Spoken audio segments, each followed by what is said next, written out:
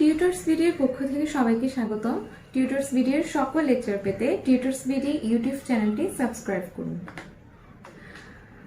আজ আমরা পড়ব 5.2, যার নাম হচ্ছে দ্বিঘাত সমীকরণের সমাধান ও ব্যবহার।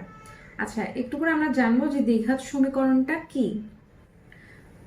আগের লেকচারে আমরা 5.1, যেখানে আমরা একঘাত সমীকরণের ব্যবহার জেনেছিলাম এবং সমাধান করেছিলাম। দ্বিঘাত হচ্ছে ধরলাম যে কোনো একটা সমীকরণ x² + x + 1 = 0।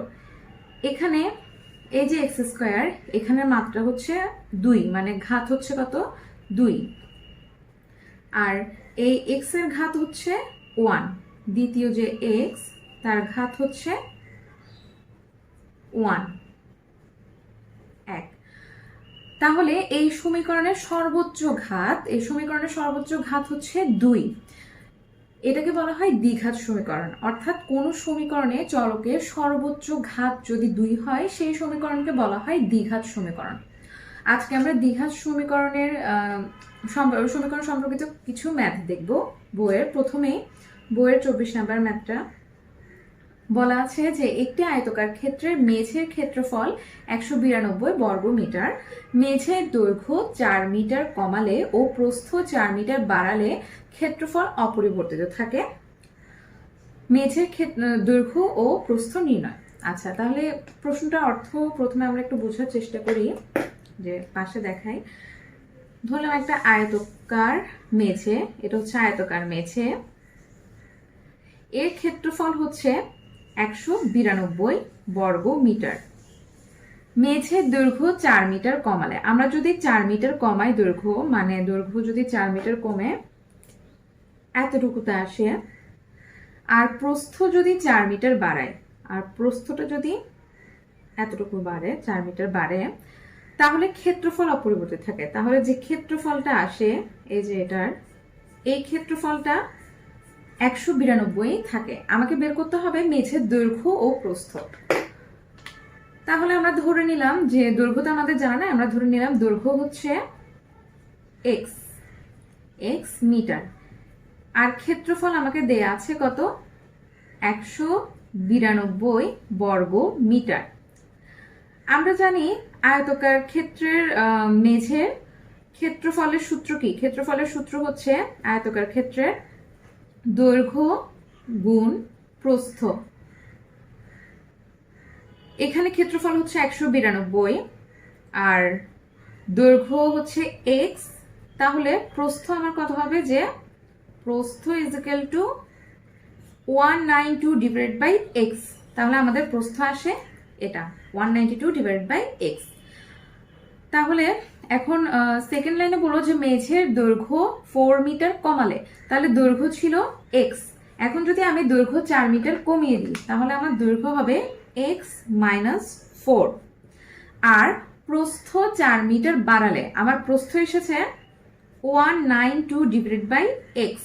এটা যদি 4 মিটার বাড়িয়ে দিই, তাহলে +4।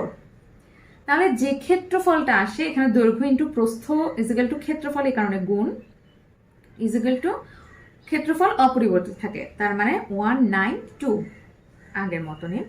তাহলে এবার আমি গুণ করে দিই।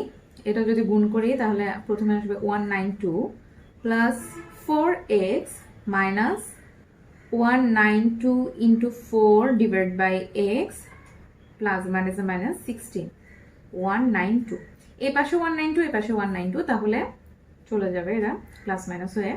তাহলে থাকছে আমার 4x - 192 × 4/x - 16 = 0।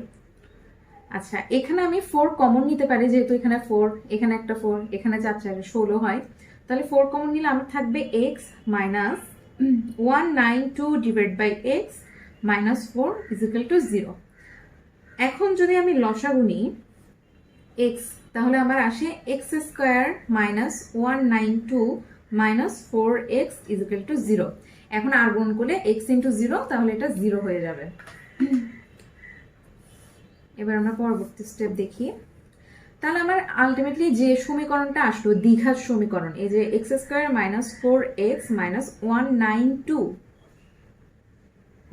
হ্যাঁ, এই যে দ্বিঘাত সমীকরণ, এখানে আমাদের ঘাত হচ্ছে 2, এটাকে বলা হচ্ছে তাহলে দ্বিঘাত সমীকরণ।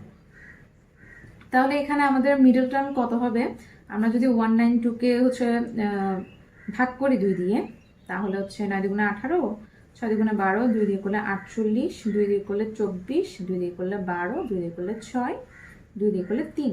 তাহলে আমার কত আসতে পারে? 2 দুগুণে 4, 7 দুগুণে 8, 8 দুগুণে 16, 16 দুগুণে 32, 16 আর 2 দুগুণে 4, 3 4 12, 16 12। কারণ 16 12 যদি আমি 16 থেকে 12 বিয়োগ দিই তাহলে 4 আসে, আর এখানে হচ্ছে যে 192 গুণ করলে, তাহলে যেহেতু -4x আছে, তাহলে বড় যেটা মানে 16x এর সামনে বসবে minus plus 12x minus 192 equal to 0। তাহলে x কমন নিলে x মাইনাস 16 প্লাস 12 কমন নিলে x মাইনাস 16 ইকুয়াল টু 0। এখন x মাইনাস 16 লিখতে পারি ইন্টু x প্লাস 12 লিখতে পারি। তাহলে এখানে আমার x এর মান আসবে 16, কারণ আমি যদি এটা নিই তাহলে আমার x ইকুয়াল টু -12 চলে আসে, যেটা সম্ভব নয়। কেন সম্ভব নয়? কারণ xটা হচ্ছে এখানে দৈর্ঘ্য, দৈর্ঘ্য কখনো ঋণাত্মক হতে পারে না, দৈর্ঘ্য সবসময় ধনাত্মক। এই কারণে হচ্ছে x এর মান 16। তাহলে আমার দৈর্ঘ্য বের হয়ে গেল কত? x equal two 16। আমাকে কিন্তু প্রস্থ নির্ণয় করতে বলা হয়েছে। তাহলে আমার এখানে প্রস্থ ছিল কত? যে 192 ডিভাইড বাই x। তাহলে 192 divide by 16 equal to 12 metre. তাহলে আমার দৈর্ঘ্য হচ্ছে, এখানে আয়তকার মেঝের দৈর্ঘ্য হচ্ছে 16 মিটার আর প্রস্থ হচ্ছে 12 মিটার। এবার নেক্সট ম্যাথ দেখবো আমরা। বলা আছে একটি শ্রেণীতে যতজন ছাত্রছাত্রী পড়ে প্রত্যেকে তার সহপাঠীর সমান চাঁদা দেওয়ায় মোট 420 টাকা হলো। আচ্ছা, এখানে একটা কথা যে বললো সহপাঠী, ধরলাম কোন একটা শ্রেণীতে ছাত্রছাত্রীর সংখ্যা হচ্ছে x, তাহলে সেখানে প্রত্যেকের সহপাঠীর সংখ্যা কত হবে? যেমন আমার ক্লাসে আমার সহপাঠী যদি মোট স্টুডেন্ট হচ্ছে যে গিয়ে কতজন থাকে, 60 জন থাকে, 60 জন, তাহলে আমার সহপাঠী হবে আমি ছাড়া বাকিরা, মানে 59 জন আমার সহপাঠী। তাহলে এখানেও ঠিক এই কনসেপ্টটা যে যদি ছাত্রছাত্রী আমি x ধরে নিই তাহলে সহপাঠী কিন্তু x মাইনাস 1, তাহলে প্রত্যেকে কিন্তু সহপাঠীর সমান চাঁদা দেয়, তার মানে প্রত্যেকে চাঁদা দেয় x মাইনাস 1 টাকা করে। আচ্ছা, তাহলে মোট টাকা উঠলো কত? 420, মানে হচ্ছে 420 টাকা উঠলো। ওই শ্রেণীর ছাত্রছাত্রীর সংখ্যা কত? এর প্রত্যেকে কত চাঁদা করে দিল। আচ্ছা, তার মানে এখানে মোটামুটি আমরা x এর মান বের করতে পারলে কিন্তু আমাদের অ্যান্সার চলে আসবে। আমরা ধরে নিলাম যে শ্রেণীতে ছাত্রছাত্রীর সংখ্যা x, তার প্রত্যেকে চাঁদা দেয় x মাইনাস 1, তাহলে মোট চাঁদার সংখ্যা মোট চাঁদা কত হবে? যে একজন দেয় x মাইনাস 1, তাহলে মোট ছাত্রছাত্রী x জন, তাহলে x জন দিবে x ইন্টু x মাইনাস 1, এটা হচ্ছে আমার মোট চাঁদা। এখন বললো যে আচ্ছা মোট চাঁদা কত উঠেছে? 420, এটা আমাকে প্রশ্নে বলে দেয়া।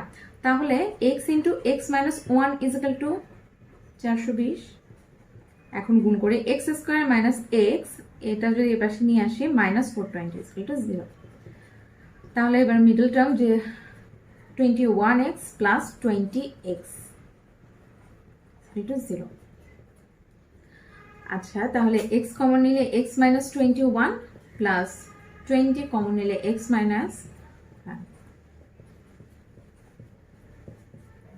x plus 20। এখন আমার x এর মান তাহলে আসবে x মাইনাস 21 ইকুয়াল টু 0, সুতরাং x ইকুয়াল টু 21, অথবা x প্লাস 20 ইকুয়াল টু 0 আর x ইকুয়াল টু মাইনাস 20। কিন্তু ছাত্রছাত্রীর সংখ্যা কখনো নেগেটিভ হতে পারে না, এই কারণে আমার অ্যান্সার হবে কত? যে 21। আচ্ছা, এখানে কিন্তু আরেকটা কোয়েশ্চেন ছিল যে কত টাকা করে চাঁদা দিল। তাহলে যদি x হচ্ছে 21 হয়, চাঁদা দিয়েছিল প্রত্যেকে x মাইনাস 1 টাকা, তাহলে চাঁদা দিয়েছিল কত? x মাইনাস 1, তার মানে 21 মাইনাস 1 ইকুয়াল টু 20 টাকা। তার মানে একজন ছাত্র 20 টাকা করে চাঁদা দিয়েছিল। পরের ম্যাথ দেখি।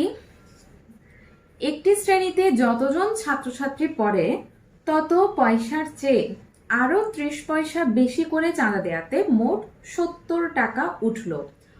ওই শ্রেণীর ছাত্রছাত্রীর সংখ্যা কত? তাহলে আমি প্রথমে ধরে নিলাম যে ছাত্রীর সংখ্যা এক্স এক্স জন। ওই শ্রেণীতে যতজন ছাত্রছাত্রী পড়ে প্রত্যেকে তত পয়সার চেয়ে আরো 30 পয়সা বেশি দিল, তাহলে প্রত্যেকের কত চাঁদা? প্রত্যেকের চাঁদা হচ্ছে কত? যতজন ছাত্রছাত্রী পড়ে মানে এক্স জন, তার চেয়ে 30 পয়সা বেশি, তার মানে এক্স প্লাস 30 পয়সা, এত পয়সা দিল।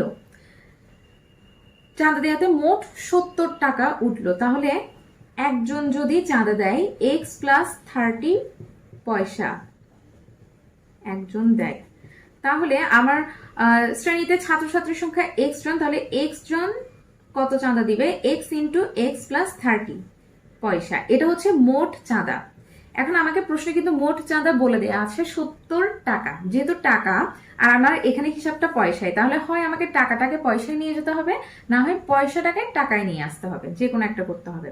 তাহলে এক্স প্লাস হ্যাঁ ইজিক্যাল টু, যেহেতু এটা পয়সায় তাহলে আমি 70 টাকাকে পয়সায় নিয়ে গেলাম, যে 100 পয়সায় যেহেতু 1 টাকা, তাহলে x square plus 30x minus 7000 equal to 0। তাহলে এখন এক্স স্কোয়ার প্লাস 70x না plus 100x minus 70x minus 7000 equal to 0। এখানে 100 আর 70 গুণ করলে 7000 আসে, যেহেতু প্লাস মাইনাস তাহলে প্লাস মাইনাসে মাইনাস মিলল, আর এখানে প্লাস 30x, তাই প্লাস 100 মাইনাস 70x। আচ্ছা, এখন যদি আমি x কমন নিই, x plus 100 minus 70 x plus 100 equal to 0, তাহলে x plus 100 into x minus 70 equal to 0। সুতরাং x এর দুইটা মান পাবো, যে x ইজিক্যাল টু মাইনাস 100 অথবা x ইজিক্যাল টু 70। এখন x টা ছিল ছাত্রছাত্রীর সংখ্যা, যেহেতু ছাত্রছাত্রীর সংখ্যা নেগেটিভ হতে পারে না তাই এটা হবে না, এটা অসম্ভব, তাহলে ছাত্রছাত্রীর সংখ্যা হবে 70 জন। আচ্ছা, আর এই যে সমাধান করো বা সমাধান সেট নির্ণয় করো, এটা চ্যাপ্টারের শুরুতে ছিল, তো দুটো প্রশ্ন তুললাম যেগুলো করাবো। আচ্ছা, প্রথমে যদি সমাধান করো, সমাধান করো মানে আগের লেকচারেও আমি বলেছি যে আমাকে চলকের মান বের করতে হয়, এখানে চলকটা হচ্ছে z, তাহলে 2z স্কোয়ার আমি গুণ করে দিই minus 18 plus 9z is equal to 0, তাহলে 2z square plus 9z minus 18 0, তাহলে 18 দ্বিগুণে 36, যোগে বিয়োগে প্লাস 9z আসবে, তাহলে 3 বারো 36, যেহেতু প্লাস 9z তাই 12z minus 3z minus 18 is equal to 0। আমি যদি 2z কমন নিই, z প্লাস 6, আবার এখান থেকে 3 কমন নিলে z প্লাস 6 ইজিক্যাল টু 0, তাহলে 2z minus 3 z plus 6 equal to 0। তাহলে এখানে z এর দুইটা মান আসবে, যে 2z মাইনাস 3 ইজিক্যাল টু 0, তাহলে 2z equal to 3, z equal to 3/2, অথবা z ইজিক্যাল টু মাইনাস 6, তাহলে এই দুইটাই অ্যান্সার। এখন এখানে বললো সমাধান সেট নির্ণয় করো, তাহলে প্রথমে আমি সমাধান করি এটা। এখানে প্রথমে কি করা যায়, আমার লসাগু নিতে পারবো, এখানে আর কিছু করার নাই, তাহলে x plus 7 into twice x plus 1 plus twice x plus 6, এখানে বাকি থাকলো x প্লাস 1 ইজিক্যাল টু 5। এখন উপরে নিচে দুই দিকে হচ্ছে গুণ দিয়ে যেসব রাশি আছে সেগুলোকে গুণ করে দিব, যেমন এখানে এই দুটো, তাহলে 2x square plus 14x plus x plus 7 plus এরপর এই দুটো গুণ করবো, যে 2x এর সাথে x গুণ করলে 2x square plus 2x into 1 মানে 2x প্লাস 6 ইন্টু x মানে 6x প্লাস 6 ইন্টু 1 মানে 6, এটা গুণ করলে আসবে 2x into x 2x square plus x into 1 x, twice x into 1 twice x plus 1 into 1 মানে 1 ইজিক্যাল টু 5। এখন যদি আমি উপরে যোগ করে দিই, উপরে সব রাশিগুলো যোগ করলে আসবে 2x square 2x square 4x square 14x plus 6x 20x।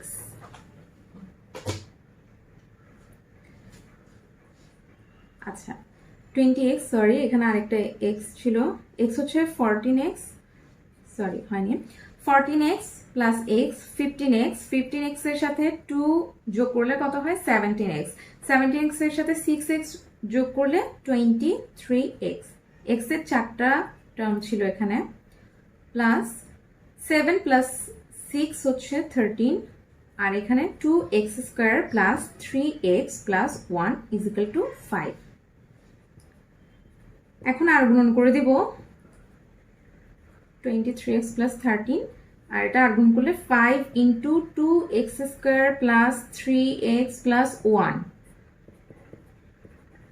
এখন এটা তো এটার মতনই থাকবে, আর ডান পাশে হচ্ছে গুণ হয়ে যাবে 5 ইন্টু 2x স্কোয়ার, তাহলে 10x square plus 15x plus 5। এখন যদি আমি সব এক পাশে নিয়ে আসি, এগুলো সব ওই পাশে নিয়ে যাই, তাহলে 10x square plus 15x plus 5 minus 4x square minus 23x minus 13। যেহেতু আমি লেফট হ্যান্ড সাইডের গুলো রাইট হ্যান্ড সাইডে নিয়ে গেলাম, এখন 10 থেকে 4 গেলে 6x স্কোয়ার 15, 23 থেকে 15 গেলে মাইনাস, যেহেতু 23 এর আগে মাইনাস আছে, তাহলে 8x, আর এখানে আসছে 8। এখন এদেরকে যদি আমি এখানে 2 কমন নিই, তাহলে 3x square minus 4x minus 4 equal to 0।